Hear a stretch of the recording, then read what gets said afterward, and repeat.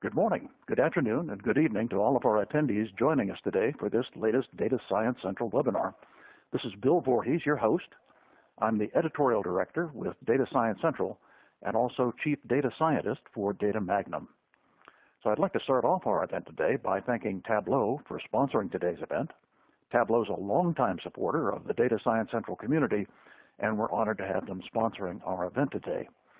Now, past webinars are available on demand at datasciencecentral.com, and if you haven't had the opportunity to view them, I encourage you to take a look. They provide very useful insight into a wide variety of topics of interest to our data science community.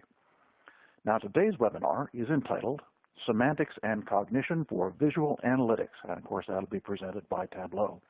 But before we begin, I'd like to briefly review the format for today's webinar. Today's event will be an hour long. We have one presenter who I'll introduce in just a minute. There'll be 10 to 15 minutes of Q&A following the presentation. And today's event is being recorded and will be available on datasciencecentral.com later this afternoon following today's live event. Now, I'd also like to encourage our attendees to provide questions throughout the presentation. We'll be reviewing and presenting them on your behalf during the Q&A portion of today's event. Well, I'm very pleased to introduce today's speaker, Vidya Setlur, with Tableau. Vidya is manager on the NLP team at Tableau Software. Previously, she worked as a principal research scientist at the Nokia Research Center. She graduated from Northwestern University in 2005 with a PhD in computer graphics. Her research interests lie at the intersection of natural language processing and computer graphics in the area of content retargeting and iconography. So Vidya, hey, thank you for being with us today. We're looking forward to your presentation. Now, semantics is an area of linguistics and natural language processing to help make sense of meaning of the world around us. In visual analytics, using the principles of semantics can help improve meaning and overall cognition of a visualization for the user. Now, in this Data Science Central webinar, we'll discuss how Tableau is thinking of adding semantics to help enrich various aspects of the visual analytics workflow. By incorporating and inferring general concepts to empowering users to add domain-specific knowledge, semantic governance can bring more meaning to the analytical experience. So Vidya, with that, I'm going to turn it over to you. You can begin just as soon as you're ready to go. Thank you, Bill, for the introduction. And good morning, and good afternoon, and good evening to all of you.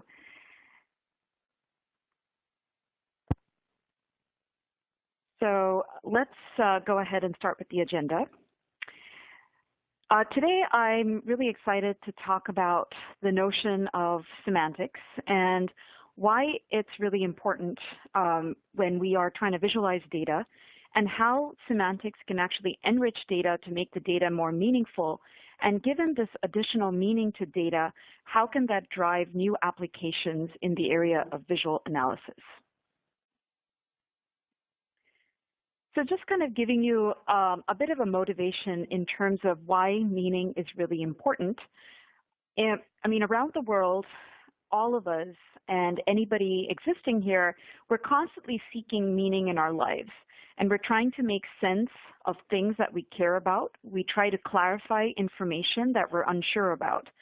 But if people ask us, what is the meaning of meaning, it's rather an abstract concept. And semantics is a tool that helps express that abstract meaning. So what does that mean with respect to Tableau or data in general? If you look at data as it stands, it's pretty boring. It basically has a field or an attribute in the data, roughly divided into two types of categories, dimension and measure. And dimension is almost like these text strings or any sort of data that doesn't have a numerical connotation to it. So you can think of names of customers, for example, as an example for dimension, or IDs that are associated perhaps with your host, your computer host. Another type of data is measure, which does have a numerical connotation. So think of sales, which is a continuous property, or you can think of discrete measures such as age, for instance.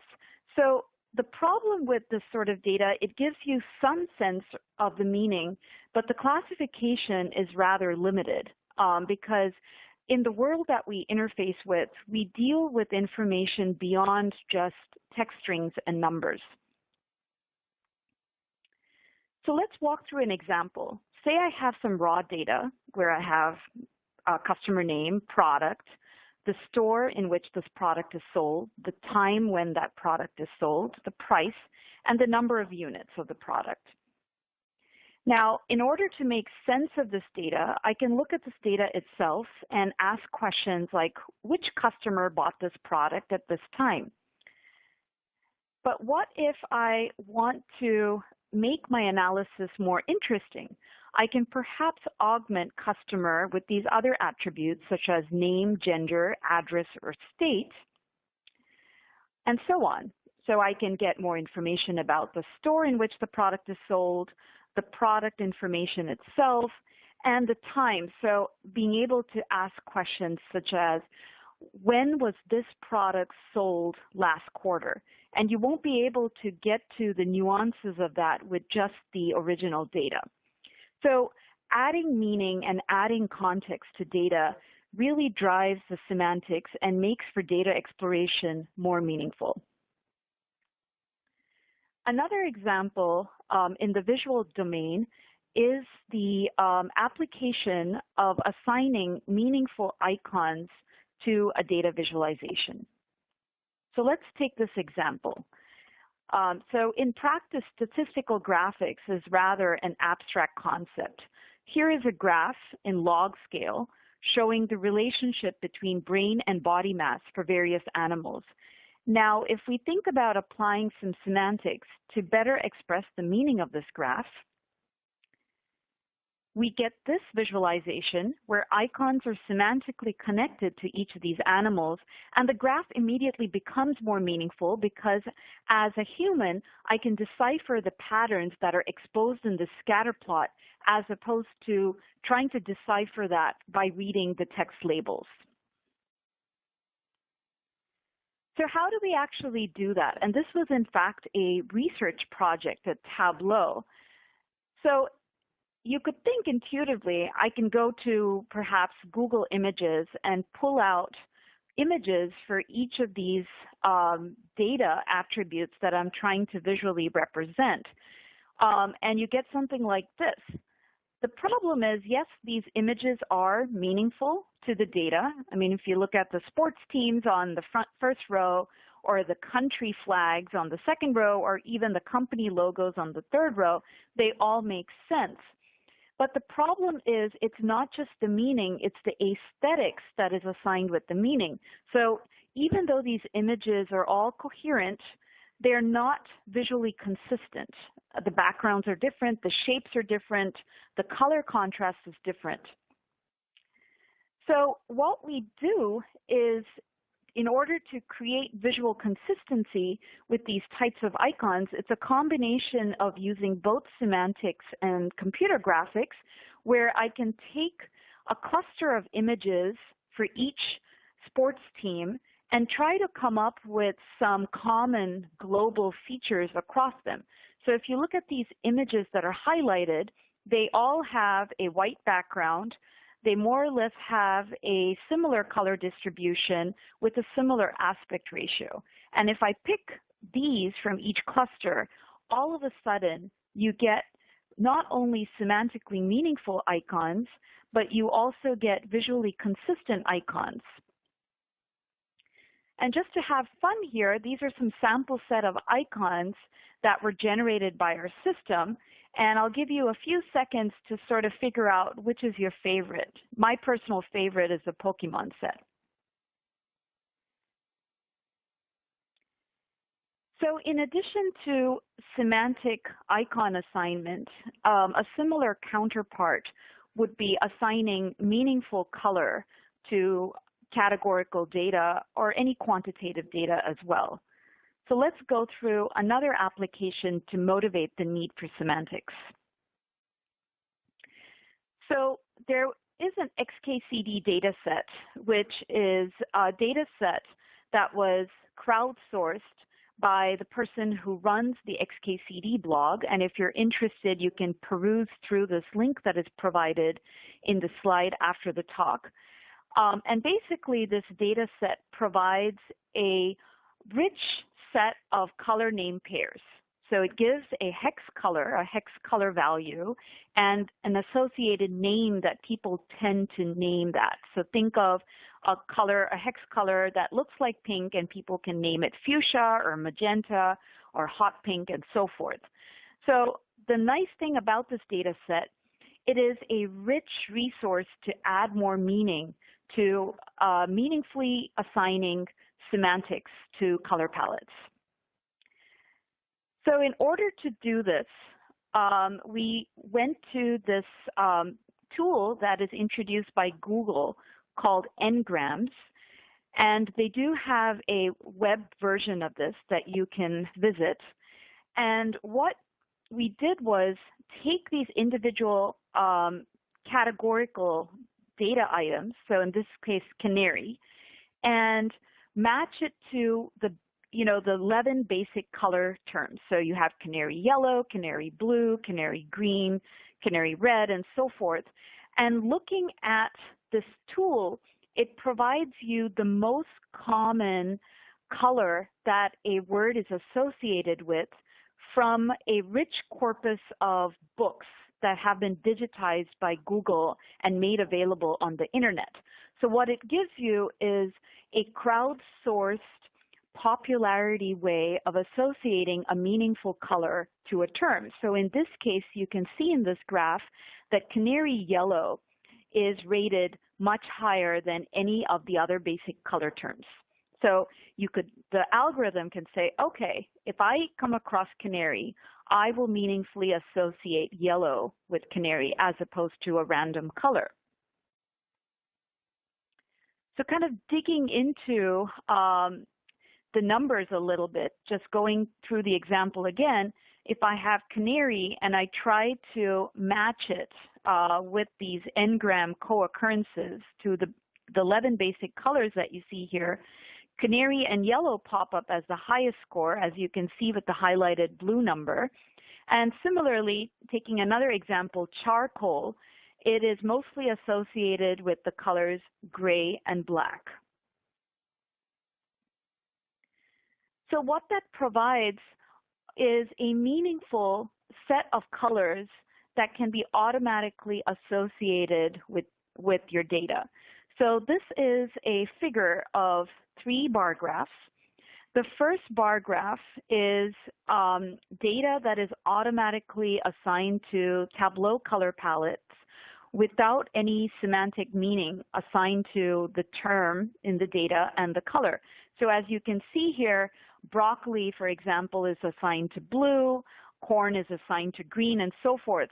And it becomes cognitively hard to process a chart like this because there's this notion called the Stroop effect, where if a color is not semantically tied to a data property that you commonly associate with, it's really hard to comprehend because your brain is providing confusing signals. So the second example actually is a manually user-defined color palette. So we asked the designer to take the same data and manually generate meaningful colors for each of these vegetables. So you can see that green has been assigned to broccoli, orange to carrots, and so forth. And then the third bar graph is a color palette that was automatically generated by the algorithm that I briefly described in the earlier slide. And you can see it's pretty close and similar to the user-defined one. What I would like to point at is our algorithm also tries to find more visually discriminable colors. So if you look at the second bar graph, the greens are sort of similar to each other, And our algorithm in the third graph tries to tease apart the greens a little bit more so that you can visually discriminate between the items. So this is another example where a little bit of meaning or semantics can make visual analysis more useful. So moving on to another application where semantics can help with ambiguity is in the area of just data semantics in general, which drives a lot of these visual analytical applications. So let's look at this example. Say I have this table of cities, Houston, San Antonio, Dallas, Austin, and Paris, and I have sales numbers associated with it. And I want to visualize this on a map. Now, if I have no context and I'm taking individual rows of the data and trying to generate a map, I get something like this, where I have a cluster of cities in Texas in the United States, and then a point which is more like an outlier out in Europe where it's Paris, France. Now, is this what I was looking for? Was Paris in France? Or is something wrong here? So it turns out that there is, in fact, a Paris in Texas.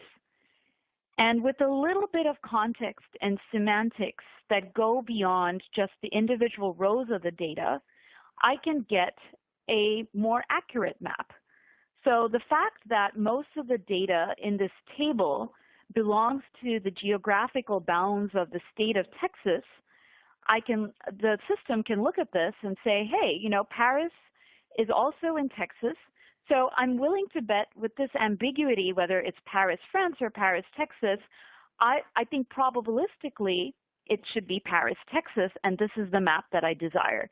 So this is just one example where you might have ambiguous data and it's unclear as to what the meaning of that data is or what the intent of the user is, but with a little bit of context, you can generate more meaningful graphs. So this sort of extends beyond just maps. Take, for example, dates. Dates come in different formats. People in the United States, we tend to start with dates with the month first, and then the day, and then the year, which is called a Middle Endian date format. People in Europe and some parts in Asia, the dates tend to start with the day, and then the month, and then the year. So if you get a date column like this, where you have 1307, what does that mean? Does that mean January 3rd, 2007? Or does that mean March 1st, 2007? But similar to the map example, if we look at the context of all the rows in the data, and you look at the format here, especially the second row where it's 415, it looks like the format is month, day, and year, and then all of a sudden the ambiguity can be resolved.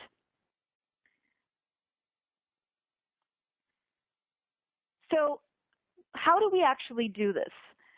We do this with an underlying grammar that provides representations of the types of data that's in the table and provides some structure or notion of these objects. So for example, with the map example, the underlying structure would be city in state Texas in the country United States.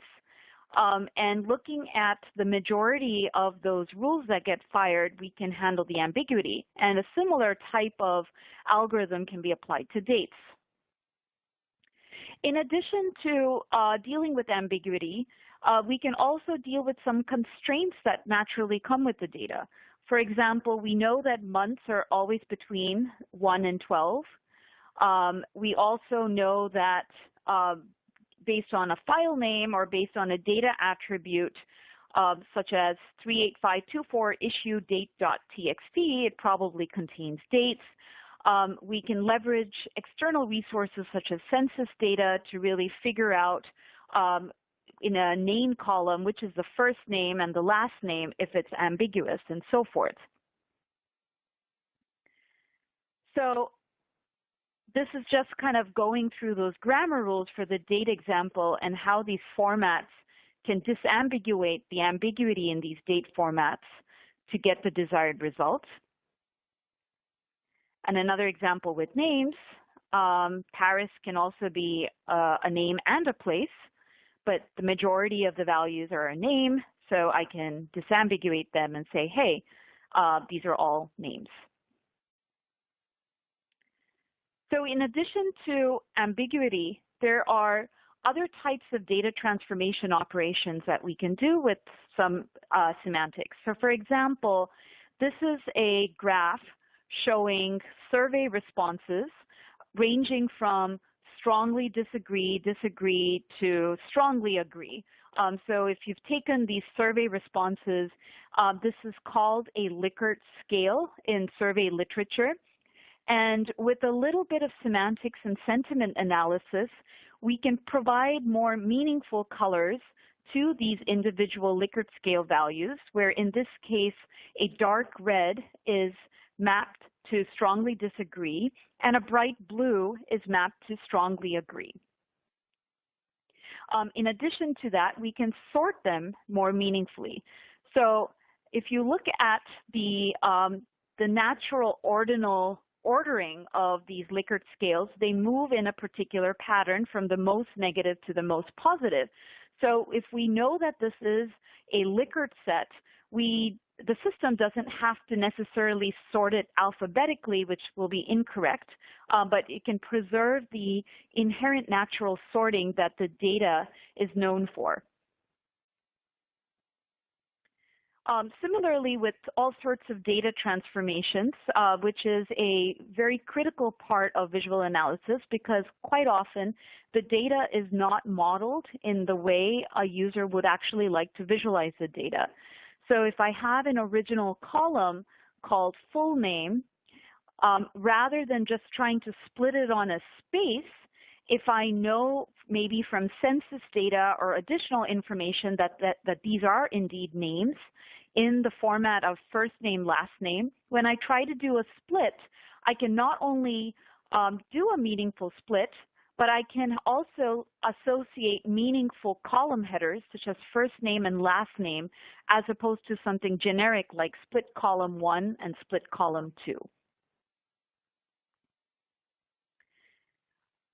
Joining multiple tables in visual analysis is another typical data transformation. So with the growing demand for ad hoc data analysis, we've seen an increasing number of scenarios where the desired join relationship is not just a equi-join. For example, a user might want to join one table with the subject column country name and another table with the subject column country code. So how do we actually join those? You can't really look at the individual values because we need to have some additional semantics of how to meaningfully join a country name with its associated country code using some third corpus data. Similarly, if I have a table where all the sales values are in dollars and another table has sales values in euros, when I'm trying to join the tables, I probably want to do a meaningful currency transformation from one table to the other, perhaps based on my locale. So if I'm in the United States, I might want to convert the euros into dollars when joining those tables. So now, just to kind of give a brief recap, I motivated the need for semantics, starting from meaningful icon assignment to color, to handling ambiguity, and various forms of data transformations, including splits, joins, and sorting. So in addition to semantics helping drive that part of the pipeline, there's a new emergent application area in the area of search and natural language questions. So let's talk through some examples of where semantics can help. So in Tableau, we have this feature called Geographic Search. I can have a map with geographic data, And I can ask a question, or I can drill down to a particular place on my data. So rather than trying to come up with the most popular place when searching for the data, the search algorithm looks at the context of the data. So going back to the Paris example, if I search for Paris, rather than suggesting Paris, France, the Geographic search tool would suggest Paris, Texas, because it knows that based on the data domain that is in this map, that Paris is in Texas in terms of the intent that I'm alluding to. So Semantics has really opened up new applications in search that are more context and data aware.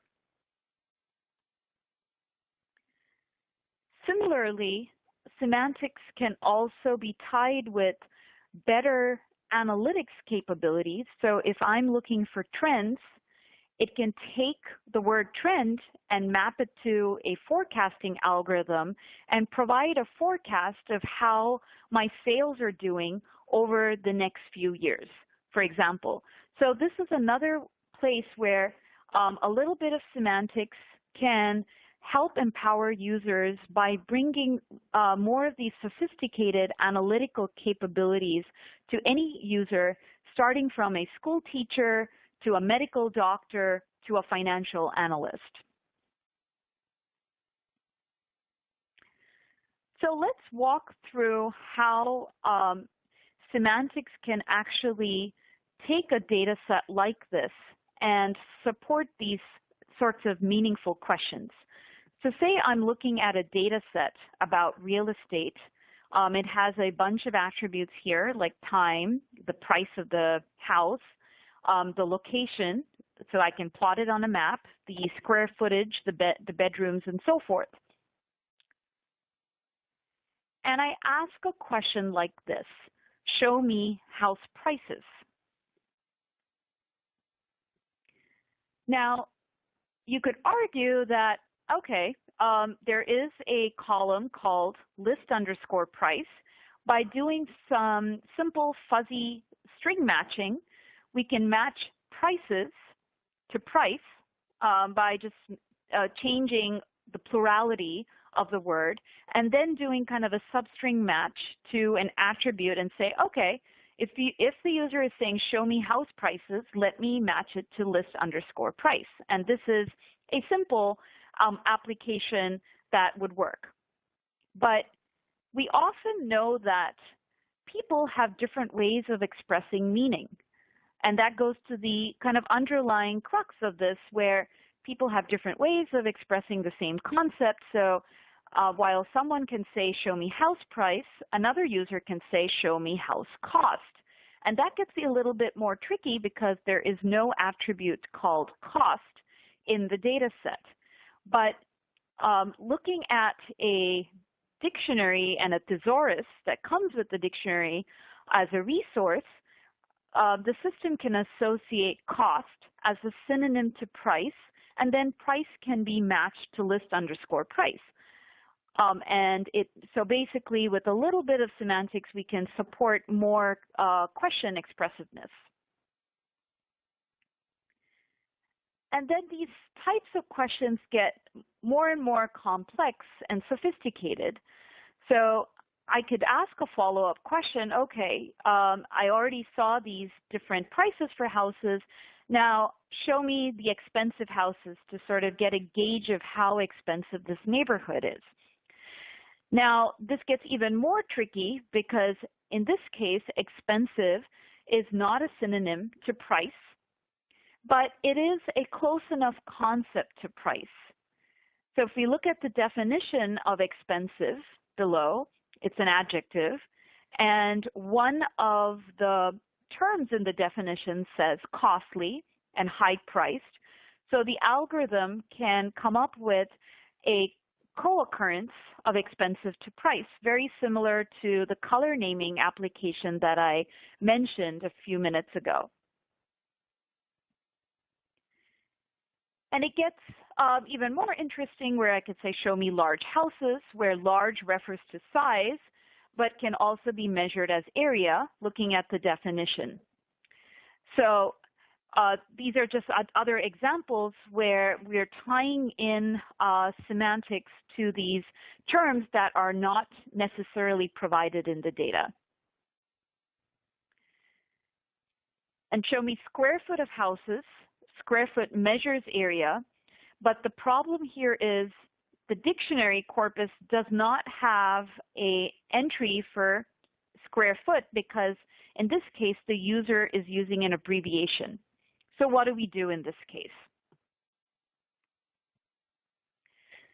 So similar to Google Ngrams, there's a corpus of data that is available online that has a metric called word to vec that does some machine learning and computes how different words are used in context.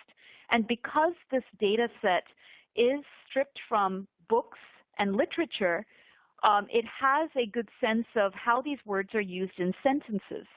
So going back to the square foot example, the literature that's available in these books might have sentences like this: the house is 5,000 square feet, the house has 5 beds. And there might be some random sentences like, I have a pet cat. So by looking at how often a word like square foot is associated with other attributes in the data set, we can come up with an association where in this case square foot is close enough to beds and also close enough to area, as you can see here in this word to vec space. So what we do is we take these individual pairs and compute these pairwise vectors and feed it into a model to try to come up with these word associations.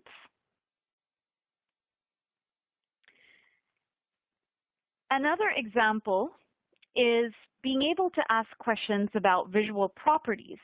So if I have a dashboard such as what's the spike in that blue line, there's a lot of underlying semantics that's going into play, because what does spike mean?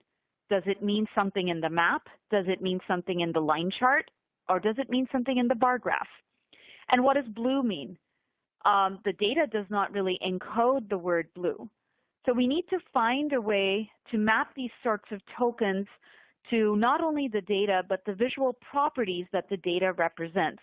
And in this case, we have a rich ontology that maps words such as spike to visual properties in the visualization, so adding additional semantics to the visualizations themselves, as well as the visual encodings such as color, in this case blue, and perhaps size, because I can ask a question such as, what are those big circles over there? And in this case, the example will map to a map.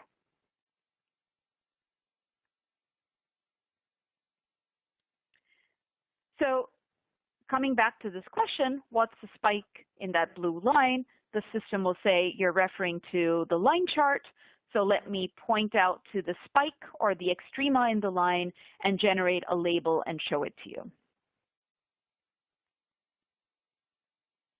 And how we do this is we map blue to the color distance in the marks, and we assign spike to the extrema and compute this distance. And show it as a tooltip. So in addition to asking questions about the data and looking at additional corpuses such as a dictionary or a thesaurus or building in rich ontologies of the data, we're also thinking of problems where external knowledge might be useful for answering questions.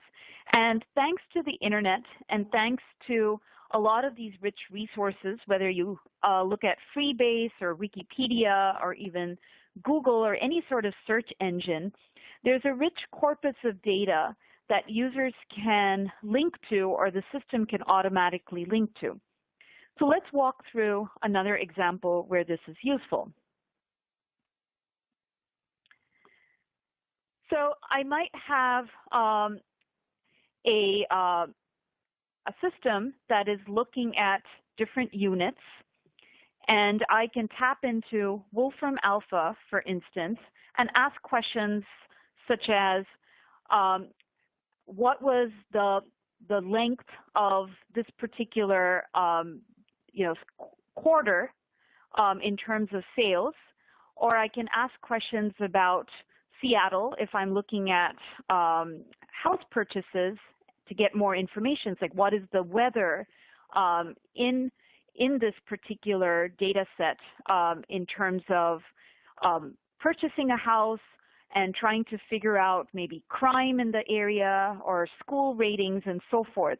So this type of external knowledge can further augment the analytical process.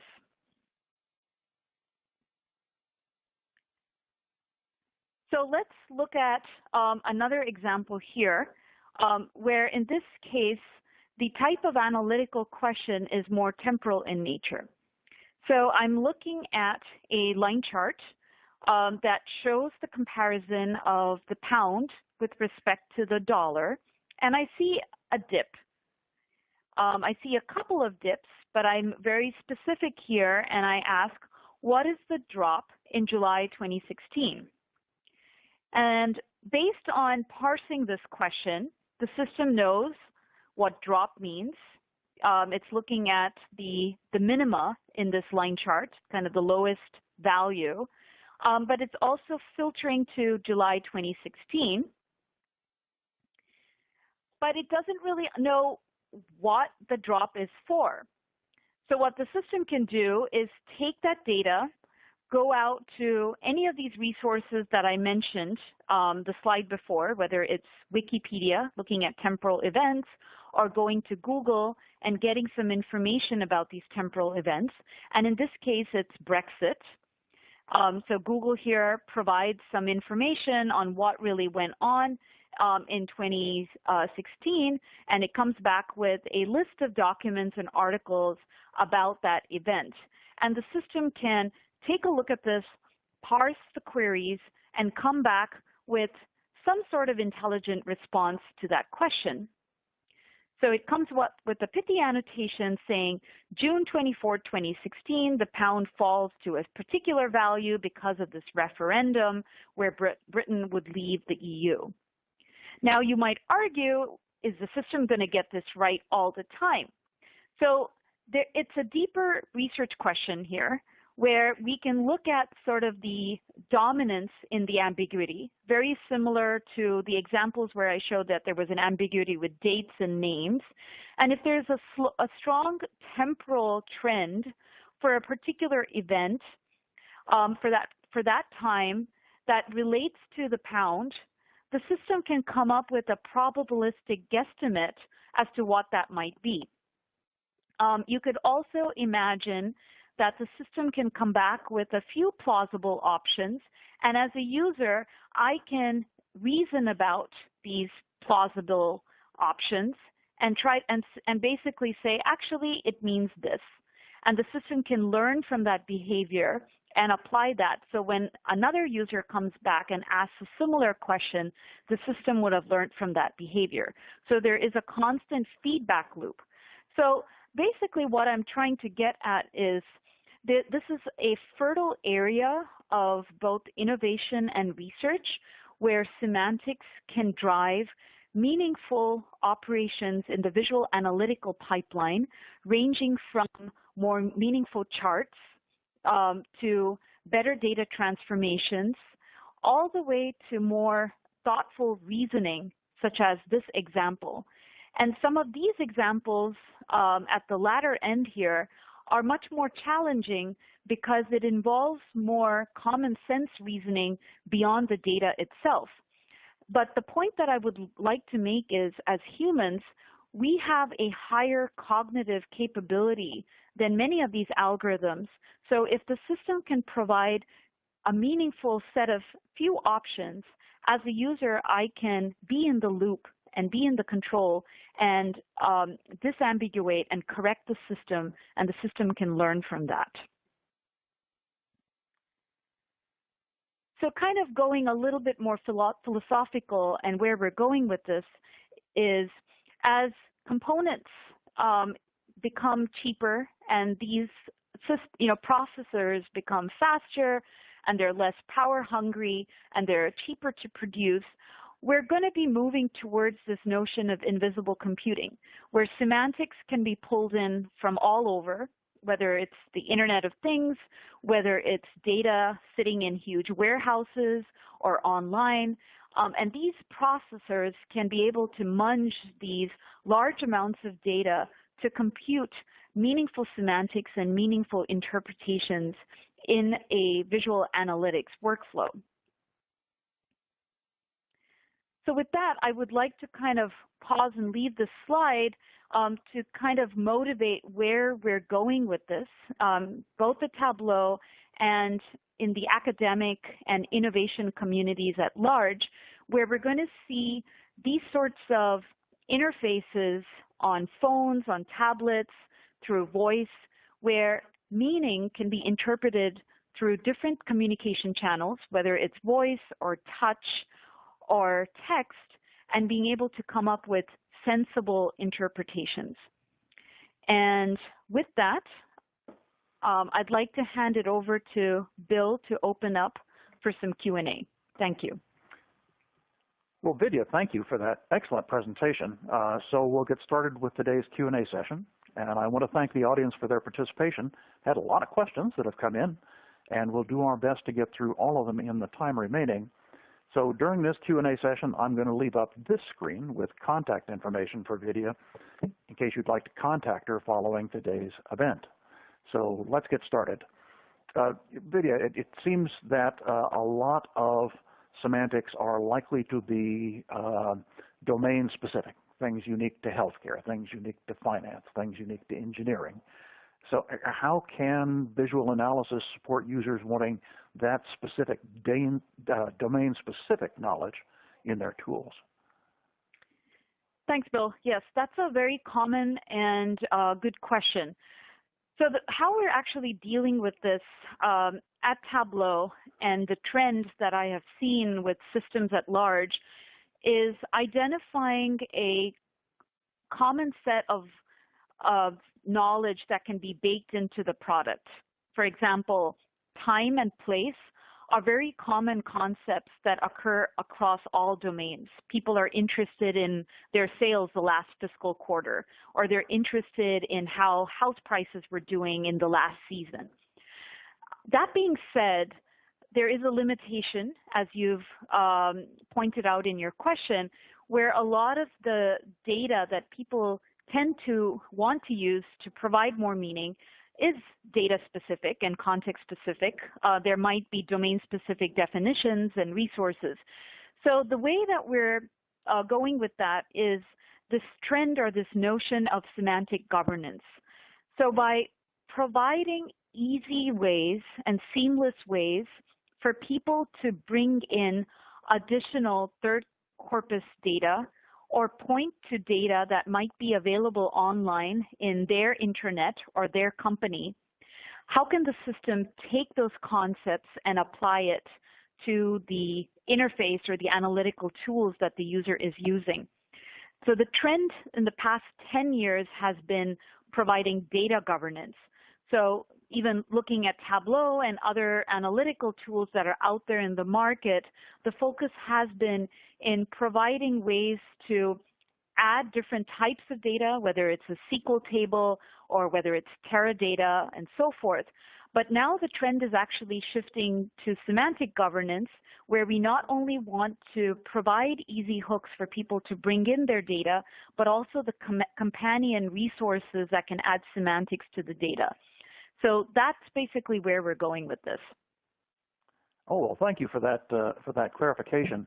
You know, you described, I don't know, 5 or 6 different unique types of ways in which semantics could be interpreted by a system. Is this planning? Is this reality? Can Tableau, for example, provide automatic semantic interpretation of color? Good question. So many of these projects started off with research, and some of these are already in the market, and some aspects of this are in the making. The color one was a cute research idea, I would say, and it actually got the company thinking about semantics. But with a lot of these research ideas, some of them make it into product for various reasons, and some of them don't. One particular product that recently came out in market from Tableau is called Data Prep, which has some meaningful and intelligent data transformations based on semantics. So that is one product that's already out in the market. And right now we're developing natural language search in-house, and that should be coming out soon. I can't announce the date per se, but that is actively in the works. Another example that I mentioned around geographic search and using data awareness to come up with thoughtful interpretations is already in the product. So I would say it's a mixed bag here, as with any sort of research and innovation roadmap. Well, we're really looking forward to all these capabilities. And, from a data science standpoint, can you comment how many of these are simple rules-driven? How many of them are ML or AI? For example, you talked about the Likert scale. So if it recognizes data as being a Likert scale, I'm going to present it this way. On the other hand, when you use Word2Vec to cluster similar search terms, that's a whole other thing. Can you talk a little bit about the data science behind this? Yes. So basically, a lot of these algorithms have a combination of rules in order to provide some structure, because if you think about it, even in human conversation, for example, take a language such as English or any other language, there are a set of rules that the language abides by. So very similarly, we do have a grammar that kind of defines the structure of the semantics that drive the data. For example, dates have a particular format. Places have a particular format. Likert scales have a particular ordering to it. So rules are definitely helpful to kind of bootstrap some of these algorithms, but they are limited because they're not comprehensive, and that is where machine learning comes into play. And machine learning is an active feedback loop. So as a user, I will be continuously correcting and interacting with the system, and the system will be collecting feedback, which is both implicit and explicit. So any sort of click or mouse interaction that I'm doing is part of the implicit feedback loop. And anything that is explicit where I say, actually, that's wrong, or I don't want this color associated with this word. And it looks at patterns, and over time, the system will learn. So there is a combination and a need for both a rule-based approach as well as a machine learning approach. And I would say that they are complementary to each other. Oh, terrific. That was very interesting. The audience is asking a question about, they don't seem to want to wait for Tableau to develop all of these things. On the one hand, we can get these if we wait for Tableau to implement them, but the question is it possible to implement these sorts of rules currently in an organization? And I think more broadly, it's this issue of semantic governance. Is there a way for companies to deal with semantic governance now, separate from the Tableau tool? Yes, I believe so. As an organization, if there is a particular structure or pattern to your data, and there are particular concepts that need to be associated, say, take medical terminology, there might be a bunch of acronyms that are associated with different terms, and those can be bootstrapped within an organization. And organizations have already been doing that to some extent, where they'll have somebody that manually curates these resources together, or in some semi-automatic fashion. And I think that's the trend that we're seeing organizations go and should be going. We would love for organizations to feel empowered so that they can drive their own semantic governance, and at some point leverage tools wherever it makes sense, such as Tableau or any other tool, where they can kind of make sense of the semantics that they have curated. So yes, absolutely. Oh, terrific. Oh, thanks for that answer. And what's fun here is obviously the audience has attended some of your prior webinars because they're asking for an update on the Evisa project, which is also exciting. Yes, and I knew somebody would ask me that. Yes, Evisa is currently under active development, and we should be making an announcement pretty soon. We have been doing some internal alpha and beta testing right now, so I can't again put a date on it, but we're very excited about that product that is coming out. Yes. And for the benefit of the folks that don't know what Evisa is, can you just briefly give us a summary of what that will bring? Yes, absolutely. So for folks who don't know what Evisa is a name of a research prototype that has been in active development at Tableau Research. And the premise of Evisa is a natural language interface to support analytical conversation. And what I mean by analytical conversation is not just a simple Q&A system. So I can, if I'm looking at earthquake data, for example, I can ask questions such as, show me the large earthquakes in California, and I can ask a follow-up question such as, how about near Texas, without having to explicitly say, show me large earthquakes near Texas.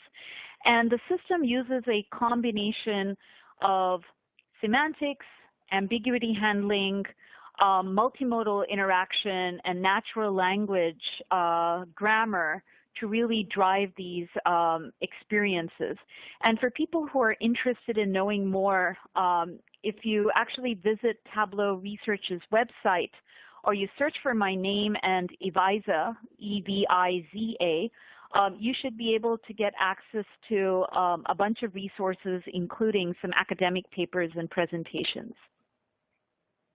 Well, thanks. So we're really looking forward to that, and look forward to perhaps a more detailed webinar description when that time comes. Here's a really fun question, and this relies more on your skill as a data artist, I think, because the audience member is asking, suggest some ideas, please, some visual tricks of how to increase time the user spends interacting with analytic apps. And I presume that the motivation is if the user spent more time, they would extract more meaning from the data. So I'm just trying to understand the question. So the question is, through clicks and interactions, can the system extract more meaning from the data, or is the user extracting more meaning from the data? The way I read this question, it has to do with how to get the user to spend more time extracting data from a particular visual. Okay. Yeah, so that makes sense. I would say that this is a combination of, interesting provenance that the system provides to the user. So one piece is, as these algorithms get more sophisticated and automation happens under the hood, whether it's smarter visual encodings or smarter data transformations, it's extremely important for these algorithms to also be completely transparent to the user in terms of what is happening under the hood. So one tool for increasing transparency to the user is providing a notion of provenance of how the system arrived at that particular result.